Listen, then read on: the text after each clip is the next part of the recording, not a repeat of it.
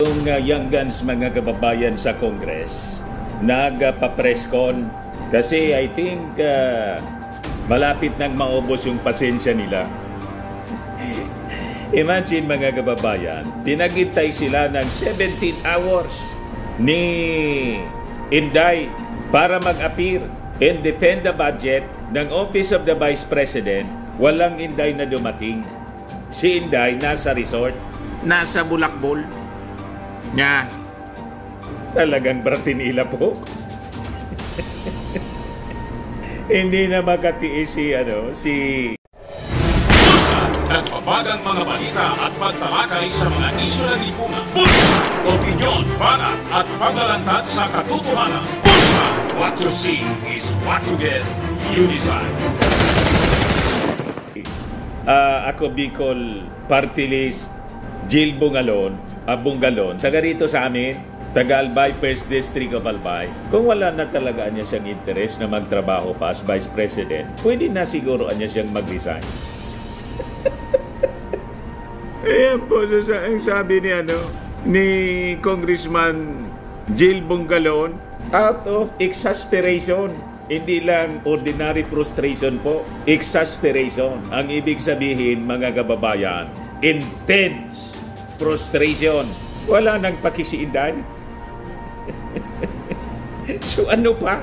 But before ko mga kababayan ibigay sa inyo yung full story ng press con, click subscribe muna dito sa ating YouTube channel and hit the notification bell para lagi po kayong updated sa mga kaganapan dito sa ating bansa. Like and share na rin po ninyo ng ating video at huwag na rin po ninyo na skip yung ating mga commercial ads para tuloy-tuloy lang ang pag-unlad ng Bagong Pilipinas.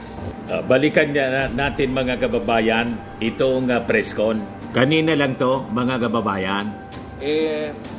Naghintay po yung miyembro ng House of Representatives for the Vice President to appear before the plenary and help the sponsor to answer the questions.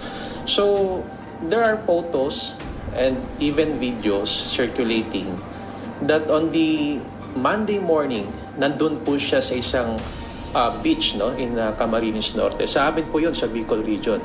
So maganda kasi na-promote pa po yung Calaguas Beach. In other words, ibig sabihin po nito, wala ho talagang intensyon na dumalo dito po sa pagdinig sa plenaryo upang i-sponsor at i-defend ang budget po ng OVP. Sapagkat kung meron po siyang intensyon, dapat Sunday man lang nandito na po siya sa Manila. O kaya naman, nakipag-communicate po siya sa office ni Congressman Adjong para ng briefing. At prepare man, mapaghandaan po ng budget sponsor ang mga katanungan ni tatanong po sa OVP. Correct. So, pangalawa, consistent naman po yung Vice President natin. In fairness to her, consistent in the sense na hindi po siya dumalo nung Committee on Appropriations Budget hearing, pati po dito sa plenary, hindi rin po dumalo. So kung ganyan po, it shows that she's not interested with her duties and functions as the Vice President of the Philippines. So kung ganyan po yung lumalabas, probably we can ask her to step down as the Vice President. Mag-resign na lang. Nakikita natin hindi naman po siya dumadalo sa mga pandinig dito po sa Kongreso. So, ano po ibig sabihin nito? Hindi na po siya interesado at mas pinili niya pa po bumunta sa isang beach resort kaysa dumalo po dito sa pagdinig sa kanya pong budget. So, I guess it's the Filipino people. It's up to them to judge the Vice President. Yun na lang po siguro ang mga reaction ko po dyan. You're asking. Kung hindi na po siya interesado sa kanya pong duties and functions as the Vice President, we can ask the Vice President to step down. Naubos na yung pasensya po ng mga congressmen natin sa pagiging maldita ni Inday. Sabi ko sa inyo, mas pinili pa yung maglakwat sa po, maligo sa beach, kaysa sa kanyang constitutional mandate to defend her budget po. Na sabi nga ng mga congressmen, dapat sana niya inisip ni Inday na may mga tao na umaasa sa kanya. Paano niya kung hindi ma-approve yung budget niya? Ano gagamitin na pansweldo? sa mga empleyado ng Office of the Vice President. Sabi pa nga ng isang congressman po, buti na lang nag-resign niya si Inday as DepEd Secretary kasi kung hindi, milyon na mga teachers po ang magugutom, hindi si sweldo. Full story ng balitang yan, click subscribe muna dito sa ating YouTube channel and hit the notification bell para lagi po kayong updated sa mga kaganapan dito sa ating bansa. Like and share na rin po ninyo ang ating video. At huwag na rin po ninyo na skip yung ating mga commercial ads para tuloy-tuloy lang ang pag-unlad ng Bagong Pilipinas. Sa mga nagana po ng malinis and spacious fitness gym, pumunta lang po kayo sa aming Colossal Fitness Gym. We also offer Grab Car Rental with our brand new 2023 model ng Toyota Innova. We also accept booking for those who are planning to travel via PAL, Cebu Pacific, and other airline companies, local and international, and bills payment for Meralco Bills, Aleco Bills, PLDT, etc. Ang Colossal Fitness Gym is located at 3rd floor Security Bank Building, Lanco Business Park, Legazpi City, Albay. For inquiries, look for Gilon Maravillas, contact number 0966-802-0949. Yan po yung aming Innova. Lagi na pong matao sa amin.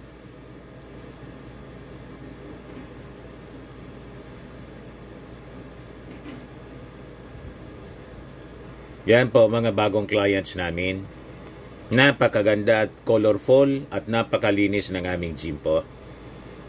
Pati mga foreigners po pumupunta sa amin, mga British tourist po sila dito sa Legazpi.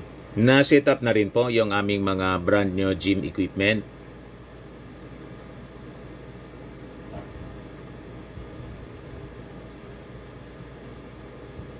May treadmill na rin po kami.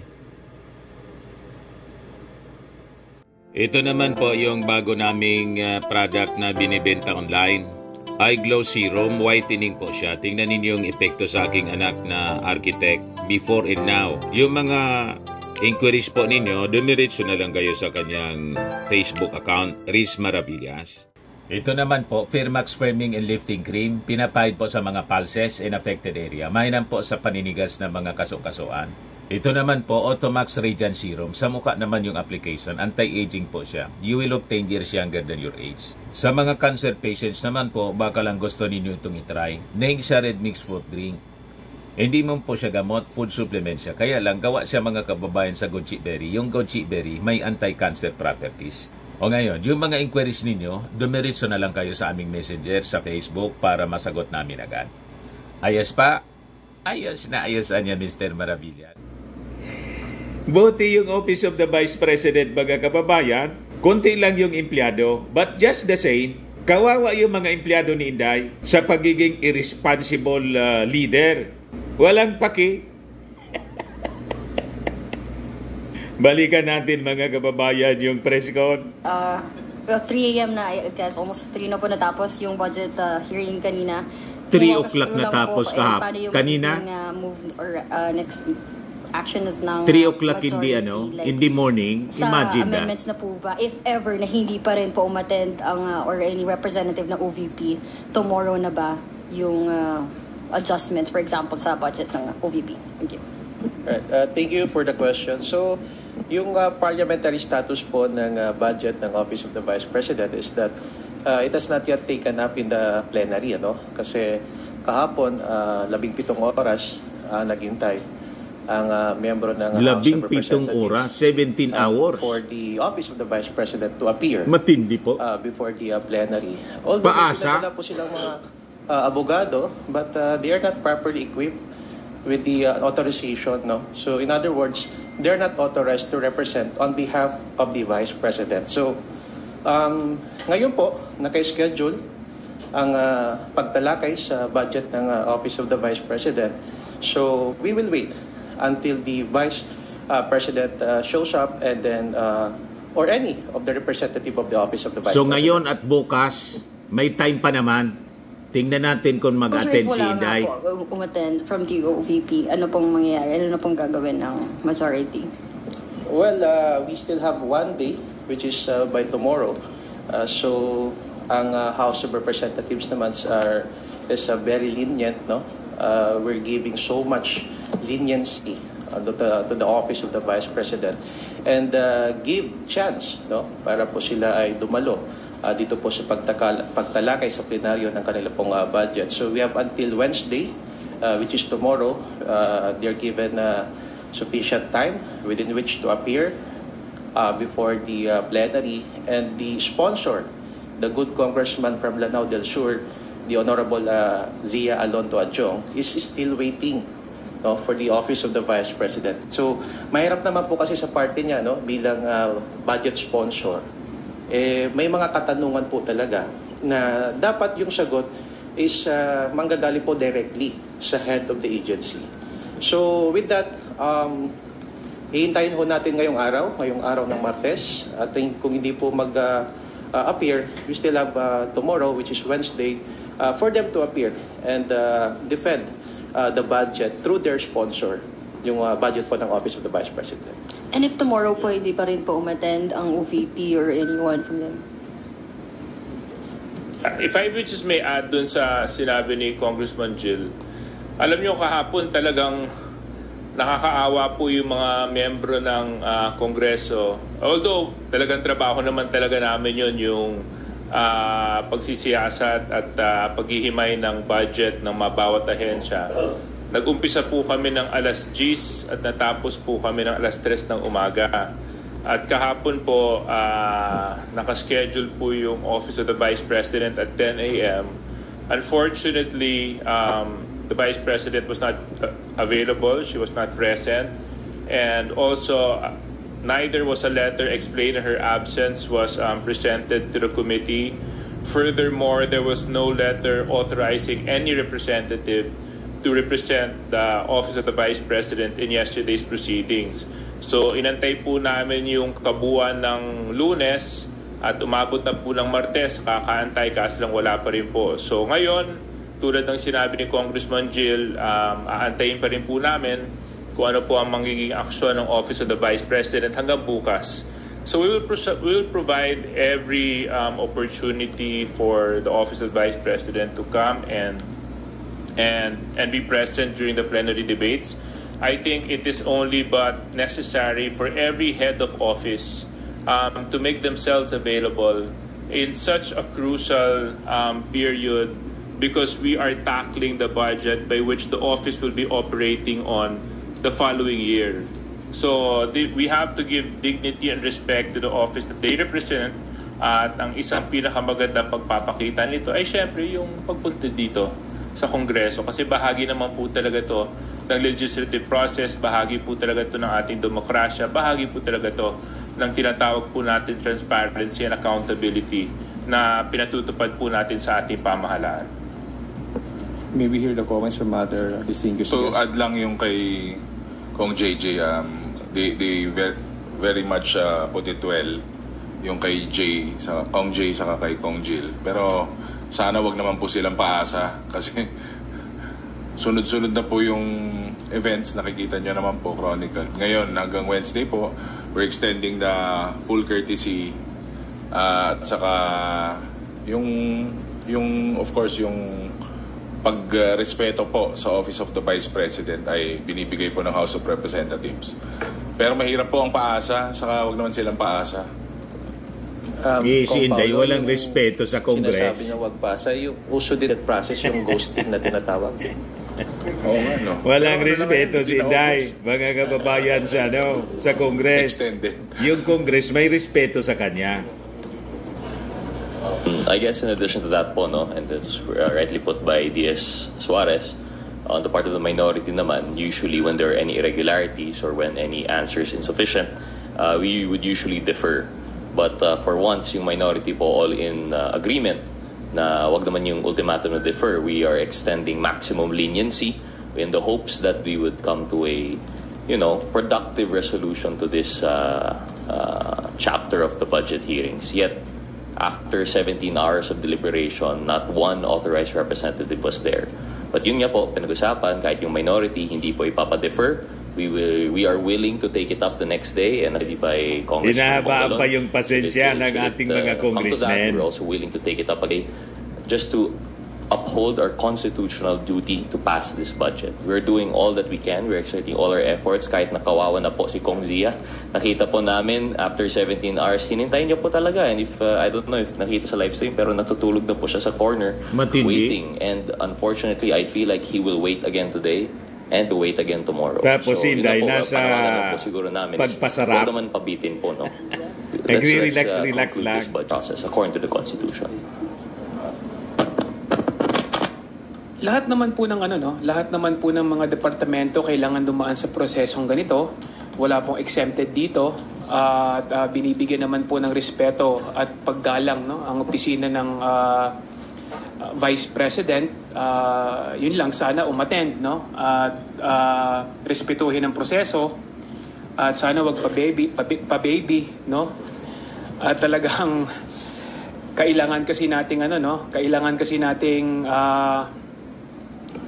malaman kung saan niya dinadala, ginagamit yung budget ng OVP. So sana respetuhin niya yung proseso, at magpadala ng representative or umattend siya sa budget hearing na lahat naman ng mga departamento ay ginagawa.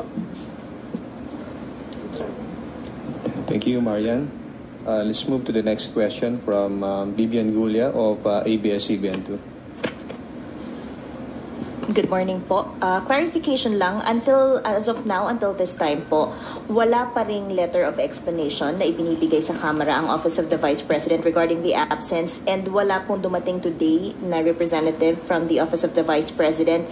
And just to reiterate the question po kanina, what will happen if on Wednesday, wala pa rin pong ipadalang letter or of explanation or representative ang OVP? Yeah. Well, from my knowledge, as of today, wala pa rin pong pinadadalang explanation, wala pa rin pong pinadadalang sulat o anumang document para ipaliwanag kung bakit wala po sila kahapon. We will wait for the entire day of Tuesday because we really want to progress already. So ngayong araw na to, Tuesday, plenary debates ng iba't ibang mga ahensya. Medyo sumisikip na nga po dahil yung ibang mga departments nakaschedule for today, yung ibang na mga departments na hindi po na-defer nung nakarang linggo, nakaschedule for today, at yung iba naman para bukas. So I do hope that we're able to close this chapter and we can move forward already because we're scheduled to go on break on the 25th, so sa Wednesday. So kailangan po talaga matapos kagad namin po within the given time period. Now, doon po sa tanong po ninyo kung wala pa rin po, siguro mas maganda pong antayin po natin kung ano po ang magiging aksyon ng plenaryo dito at kung ano po ang magiging rekomendasyon ng Committee on Appropriations because they're the ones presenting the budget right now on plenary. So, decision for us to make a decision mga for kababayan, the 350 yung or iba 60 gusto impeachment, pero walang usapan sa Congress pong impeachment. Can you at least walk us through the scenarios po, possible scenarios? For example, posible po bang ipasa yung budget? I mean, could it delay the target to pass the national budget on third reading on Wednesday? Or posible po bang yung panukalang 733 million, yun na yun? Or posible bang bumaba pa po yung panukalang budget para sa Office of the Vice President? As of now, siguro it wouldn't be prudent to answer the question because let's give them a little bit more time. Meron pa naman buong araw ng Martes at nandun pa naman po yung buong araw ng Miyerkules para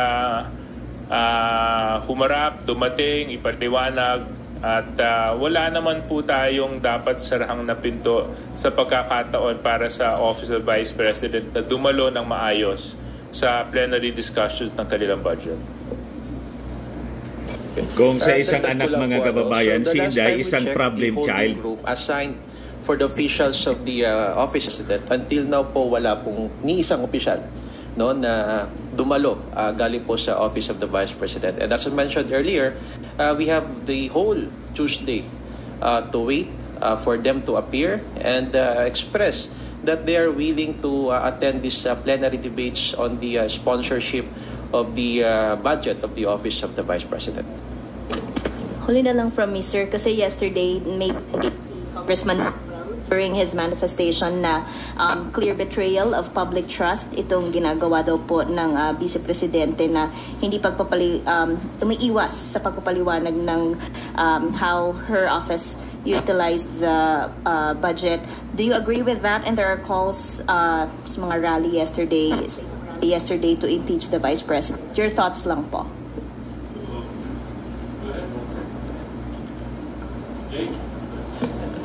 Well,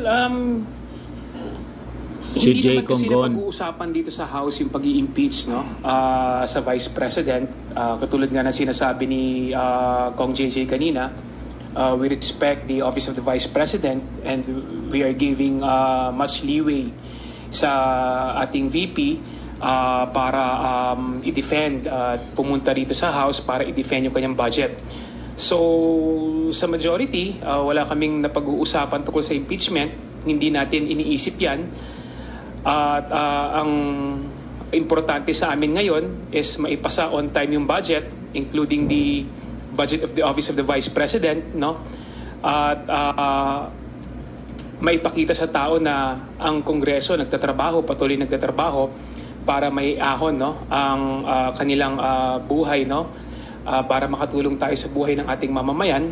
At syempre, yan din yung gusto, no, ng ating leader sa Kongreso, Speaker Martin Romualdez, na maipasa agad ang budget dahil ang budget na ito budget na malaki ang maitutulong upang maiangat ang buhay ng ating mga kababayan. Nagpapakahirap yung Congress, si Inday siguro in addition to that sarap. po, no? Yung konsepto po natin sa pagboboto po nanggagaling yung concept of public trust. Kapag tayo po ay nagboboto, we as the public repose our trust and confidence that the elected official will uphold his or her constitutionally mandated duties. So when an official who is supposed to appear before the House and defend his or her budget fails to do so, to an extent, betrayal po of public trust yun. That is true.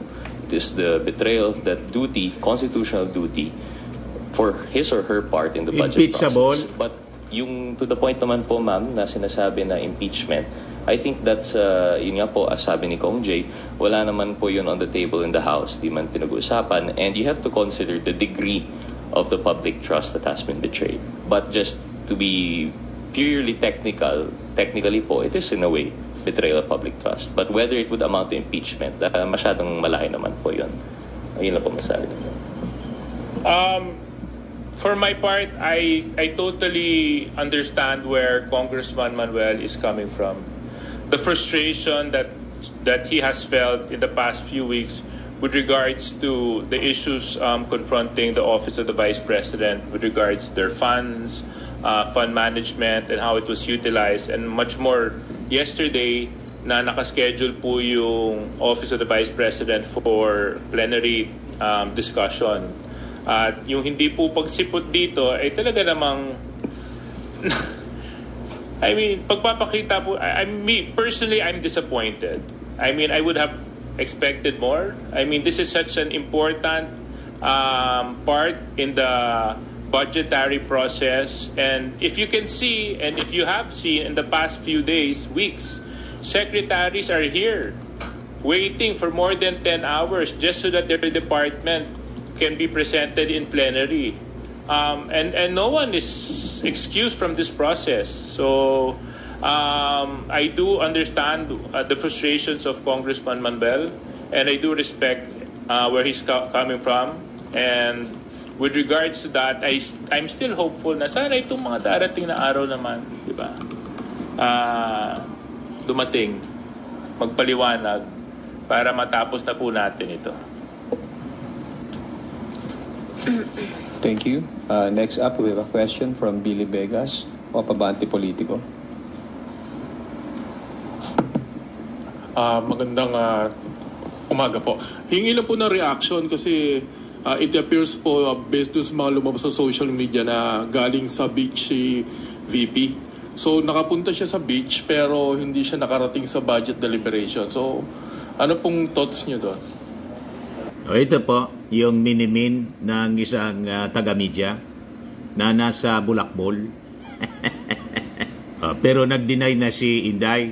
Sabi diyan, OBP denies BP Sara on beach trip after missing House debates. Paninirang puri daw siya, mga kababayan, yung lumabas na mga pictures ni Inday. The public is cautioned about the attempts of some media outlets to once again besmirch the reputation of the Vice President by publishing stories that she is on the beach while the House of Representatives is conducting the plenary deliberations on the budget. Sabi po ng OBP, it explained that Duterte was making stops in parts of Camarines Norte, Albay, to talk to people about the country. Mas importante pa yung pagkikipag-usap niya sa mga tao. Kampanya na? At yung pagbisita pa niya kay Leni na nilait-lait niya na fake BP, pero pinuntahan niya during the Piña Francia. Mas importante pa yon na Piña Francia fiesta, kainan, kaysa yung budget niya na isang constitutional mandate para sa kanya. Sablay na naman po. The Vice President was on the road today talking to the people about the current events in our country. She made stops in Vinsons, in Daet, Camarines Norte, in Legazpi City, Albay. It said, parehas po, mga kababayan. Ang ibig sabihin, hindi siya interesado na mag-appear sa Congress. Bakit siya nandito? Kung responsible official siya, dapat sana may schedule siya kahapon. Sunday pa lang, lumipad na siya pa Maynila to attend the House hearing po, budget hearing the following day, kahapon, Monday. Tama po? Malabo itong palusot po ni Inday. Sabi po ng OBP, it is quite easy to confirm her activities through social media posts of the residents in these areas. The OBP condemns fake news in media releases for clickbaits and profit. Malinaw po, mga kababayan, na pumunta siya sa beach, Kalagwas. Beach resort, naligo po. Wala man nagbabawal sa kanyang maligo sa beach resort o magliwaliw, mag-ikot-ikot sa buong Pilipinas dito sa amin. Wala man problema yon. Pero dapat alam niya kung ano yung mga priorities niya. Alam naman niya na hindi pa approve yung kanyang budget. Kailangan yung presence niya na i-defend. Pero wala siya. Anong tawag mo doon?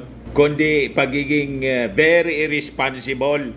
Tama po tayo. Hindi po justification. Yung kausap ko niya kung sinong Pulano. Kung gusto mo na makipag-usap sa publiko, do it after na magawa mo yung iyong obligasyon under the Constitution. Yung official function mo muna dapat. Tama po, mga kababayan. So balikan natin yung press con. Si Congressman Ortega. Kung totoo man yun, sir, papasana all ka na lang talaga. Kasi kami, dire-diretso po yung trabaho dito sa House. Siyempre, correct. Napaka-importante nga po nung na-highlight na exercise ng budget deliberations. Clear naman po sa statements ko from previous na press cons na hindi namin napag-uusapan yung impeachment. Pero parang ang dating tuloy sa mga nangyayari sa pag-snub po sa mga hearings, sa pag-walkout po sa hearings, sa pag-take ng oath, sa hindi pag-defend ng budget. Parang hindi po siya interesado sa trabaho at sa pagiging active po bilang Vice President. Siguro, ewan ko, baka ako lang to, baka magpa-file siya o tatakbo siya. Baka ibang gusto niyang position. Kaya medyo ibang treatment niya sa Office of the Vice President. Well, for me, nakaka-disappoint, because we expect so much from her. At nakakalungkot dahil talagang nakita naman natin na yung mga kasamahan natin, kami dito sa Kongreso, nagtatrabaho talaga ng hanggang madaling araw para maipasa yung batas. At yun nga, ipinagpaliban yung budget niya kahapon. Tapos kung totoo man, malalaman natin na siya ay naliligo sa beach, nagbi-beach, no? Nagpapakasarap.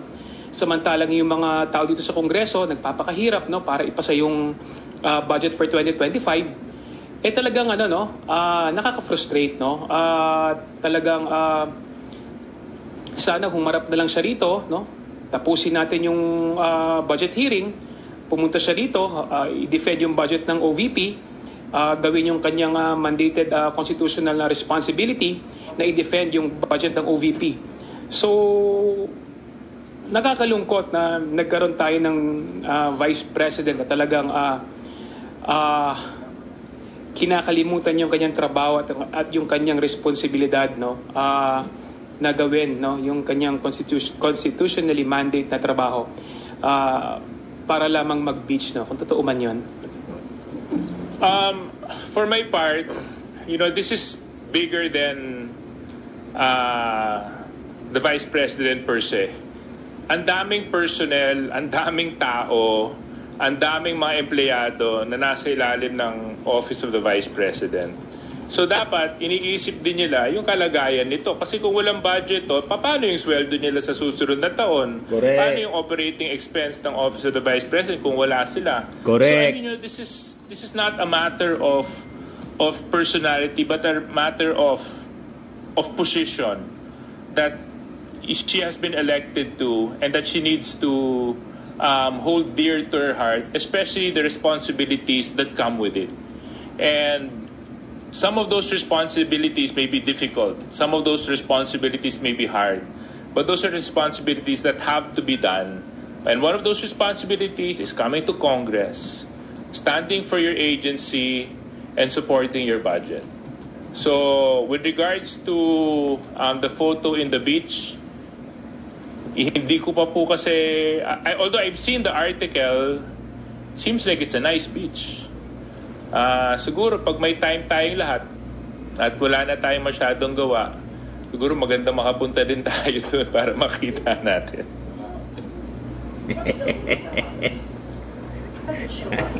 Walang problema right sana now, magpa-beach basta tapos na yung trabaho. Di ba gano'n naman? Frustration. Di gano'n naman dapat sa isang responsible na na opisyal o kahit isang responsible na empleyado, oras ng trabaho, nasa beach ka. Di ba? Yes. Yes. Okay. Paano kung walang mangyari doon until tomorrow? What's the wood in the house? I think we'll definitely cross the bridge once we get there. You made an excellent point. I think it was 2 years ago, and may her soul rest in peace. Secretary Toots Ople, I was defending the budget ng DMW. She wasn't available for plenary debates because she was in the Kingdom of Saudi Arabia at ina-address niya yung issue ng mga OFWs natin doon na hindi pa nababayaran. Kaso lang, nagpadala siya ng sulat at nagpaliwanag siya kung bakit hindi siya makadalo. At bagamat hindi po siya nakadalo, kumpleto naman po yung mga USEC at ASECs ng DMW na nandun. So, doon, tinanggap po yun ng plenary. Now, with regards to the second part of your question, kung ngayon at bukas, hindi pa rin siya dumalo, again, tulad ng sinabi ko kanina, I cannot preempt the actions of the House members. It will have to be discussed by Congress and by all of us kung ano po ang mangyayari sa budget ng Office of the Vice President. So at the bare minimum, you'll be satisfied with her sending a letter of explanation and sending an authorized representative? Well, I think I'll be satisfied with whatever. I mean, when I say whatever is legally binding for us to actually continue on with the budget proceedings. I think for her part and for any agency's part, alam na naman po nila kung anong kailangan nilang gawin para makapag-progress na po tayo sa budget process.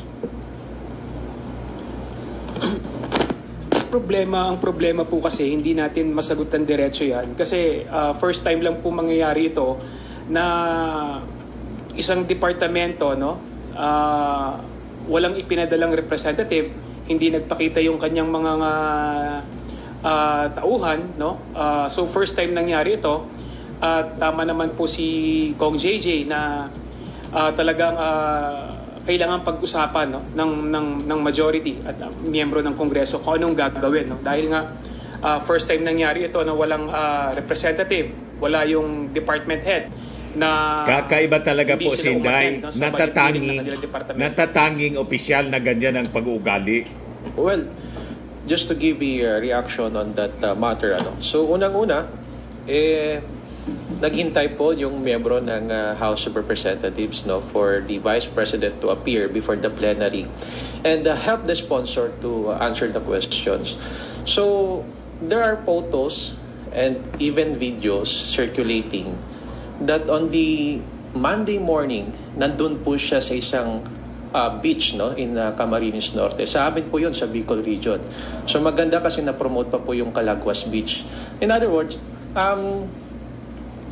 ibig sabihin po nito, wala ho talagang intensyon, no, na dumalo dito po sa pagdinig sa plenaryo upang i-sponsor at i-defend ang budget po ng OVP. Sapagkat kung meron po siyang intensyon, dapat Sunday man lang nandito na po siya sa Manila. O kaya naman, nakipag-communicate po siya sa office ni Congressman Adjong para magkaroon po ng briefing at i-prepare man lang at mapaghandaan po ng budget sponsor ang mga katanungan ni tatanong po sa OVP. So, pangalawa, consistent naman po yung Vice President natin. In fairness to her, consistent in the sense na hindi po siya dumalo nung Committee on Appropriations Budget hearing, pati po dito sa plenary, hindi rin po dumalo. So kung ganyan po, it shows that she's not interested with her duties and functions as the Vice President of the Philippines. Correct. So kung ganyan po yung lumalabas, probably we can ask her to step down as the Vice President. Kasi nakikita natin hindi naman po siya dumadalo sa mga pandinig dito po sa Kongreso. So ano po ibig sabihin nito? Hindi na po siya interesado at mas pinili niya pa po bumunta sa isang beach resort kaysa dumalo po dito sa pagdinig sa kanya pong budget. So I guess it's the Filipino people. It's up to them, no, to judge the Vice President. Yun na lang po siguro ang mga reaction ko po dyan. You're asking her to resign. Kung hindi na po siya interesado sa kanya pong duties and functions as the Vice President, we can ask the Vice President to step down. Inday resign! Inday resign! Yun na dapat po ang ang sigaw ngayon. Kung noon as DepEd Secretary, imbes na impeach po as Vice President, Inday resign na lang po ang isigaw natin.